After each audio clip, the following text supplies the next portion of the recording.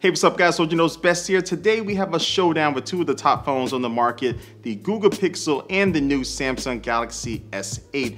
Now both of these phones feature cameras that a lot of people clamor over and they really appreciate, but I wanted to see which camera that I personally found to be the best on a smartphone right now. And I'm going to be showing you some of the specs of both of these cameras. Now these specs mean a little bit, they don't really mean that much. I'm really worried about the performance of how these perform in the real world. And so right now, this is going to jump right into it and take a look at some of the pictures that I've just recently took with both of these phones. Now this first comparison, there's a couple things I want you to look at. Now I don't know what this thing is, some strong scarecrow, I don't know what it is, but if you look at its jacket, especially on the left hand side, you can see on the Galaxy S8, it's really dark. You can't really see that much detail, but the HDR capabilities of the Google Pixel really bring out some of those details and still keep some of the shadows. They still don't, make it too overly bright, but you can see more detail in the image all the way down to the bottom of his pants. And also if you look at the bottom of the picture at the foliage that's behind this strong scarecrow, you can see that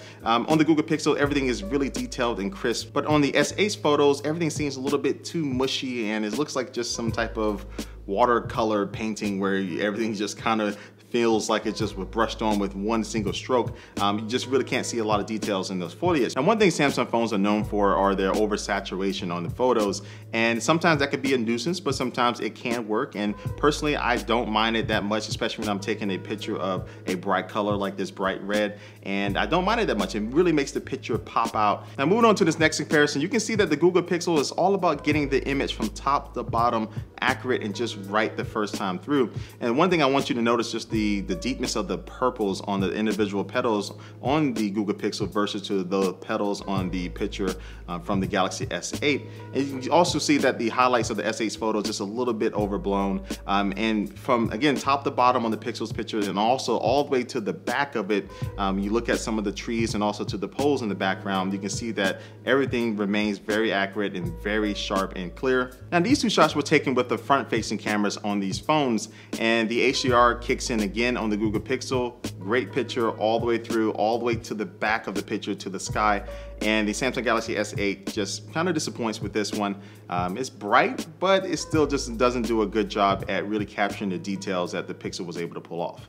Now these next few photos are going to feature some really bright colors, and in this particular situation I do like the fact that the S8 does try to pump them up just a little bit. As I mentioned before, I like these photos to really pop off the screen that feature a lot of color, and the Google Pixel did a good job. I mean, it made sure everything was kind of even all the way through, but the Samsung Galaxy S8, I just kind of have a personal preference. I don't mind it in these situations where the color is kind of the focus of the picture. Now in my testing, I found that both of these phones do a very solid job at taking photos of subjects up close, but when the S8 nails it hard. And that doesn't sound right, but it does a really good job. It does bring a lot of detail, and I found it to be a little bit more accurate when it comes to the focusing in this particular situation, trying to get up and close on the subject, and you can see just the detail really screams good. I didn't know what to say right there, but it's good.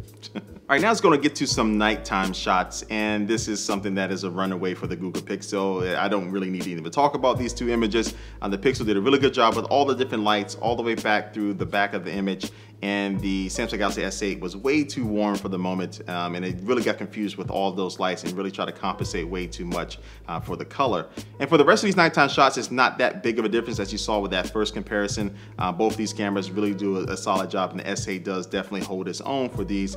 Just sometimes it can be a really big miss when it comes to getting that color right. Now with this photo, I'm highlighting one of the problems that people have experienced with the Google Pixel is that when you do have a subject and you have light coming from behind it towards your rear-facing camera, as you can see the light coming through this window behind my dog, you can see that there's a flaring at the bottom of it, and you can't get away from this. You cannot do anything to stop it. You can try to move the camera around and try to get a different angle, but it's nothing you can really do, and sometimes it's too late to notice that after you've taken the photo, and once you get home, you're like, oh shoot, I can't use that. Now in this last photo comparison, you're really going to be able to see how far apart both of these phones can be in reproducing what you're actually seeing and taking a picture of. Now on the right hand side of the Galaxy S8, this is exactly how it looked. There was a golden light with the sun setting right down these buildings on the street, and it was just beautiful. Everybody's out taking pictures. It was just a golden shower. Well, I don't want to say that, but it was just like a gold bar was coming at you, about to hit you in your face. And you can see with the Google Pixel, that HDR kicked in hard, and it does provide a lot of great detail. You can see in the windows and also in the street lamps. You can see all the way down the street, and also you can see that the clouds are really detailed and not overblown like some of the clouds that are on the S8 pictures. But that S8 picture is what I was exactly seeing with the color, and I'm just surprised how far apart both of them were. All right, so we're done with the photos. Let's go ahead and move on to the videos, and both of these phones can capture 4K video, and they both look very smooth and very good. The Google Pixel does produce, again, a little bit slightly more accurate picture, but with the videos on the Galaxy S8, again, a little bit of that oversaturation does not hurt at all. It definitely does help in some of these situations. And I just found that both of the videos that I can get from both of these phones really impressed me. I was very satisfied with them, and it wasn't like a very clear difference as we saw with the photos earlier. But I'm just gonna shut up and let you watch some of the videos here just for a little bit.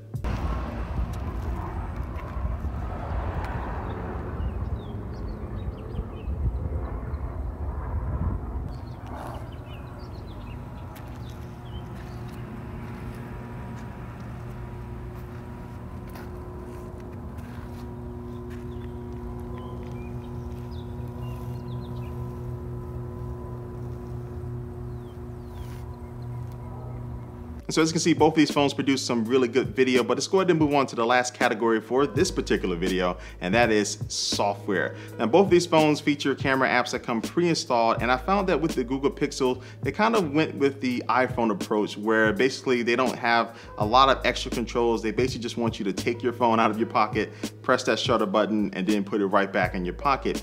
You have a few different presets for white balance, but other than that, you really don't have any other way to alter controls for your photos or your videos, but that is totally different and totally opposite on the Samsung Galaxy S8. And that's because they do offer a Pro mode, and this Pro mode will allow you to change the exposure, really manually adjust the white balance, and also control your focus. That is great for photos, but it's even better for videos, especially if you're trying to take a video of a subject up close. You can manually control that focus, so you don't have to worry about the autofocus constantly hunting and it may be focusing on something that's behind that particular subject or in front of it.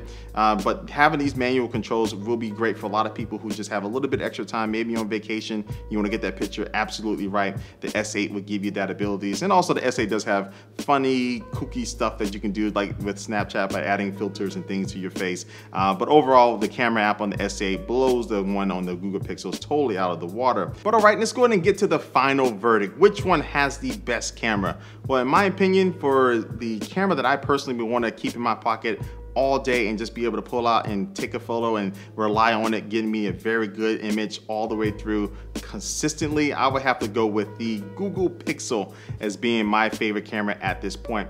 And you can see from the photos, it does a really good job and really stands apart away from the Galaxy S8. The video department, again, is kind of neck and neck depending on what you're looking for. And in the software department, the S8 totally blows it out of the water. But for me, most people, I think, are going to be taking photos, and the Google Pixel is going to be the best one for photos, especially with the HDR capabilities. And with all that being said, the S8 still does have a great camera as well. And unless you're doing a side-by-side comparison, I think most people are going to be absolutely fine with what you can get from the camera on the Galaxy S8. But now I want to know what you think. Leave your comment down below and let me know which one you think is the best. Is it the Google Pixel or is it the Samsung Galaxy S8? And also make sure you follow me on all my social media networks. And also do check out the Samsung Galaxy S8 giveaway that I have going on with a few other YouTubers. I'll leave the link down below as well. And also too, my Galaxy S8 review is coming very soon for you guys. And like always, thanks for watching this video, and I will catch you later. Peace.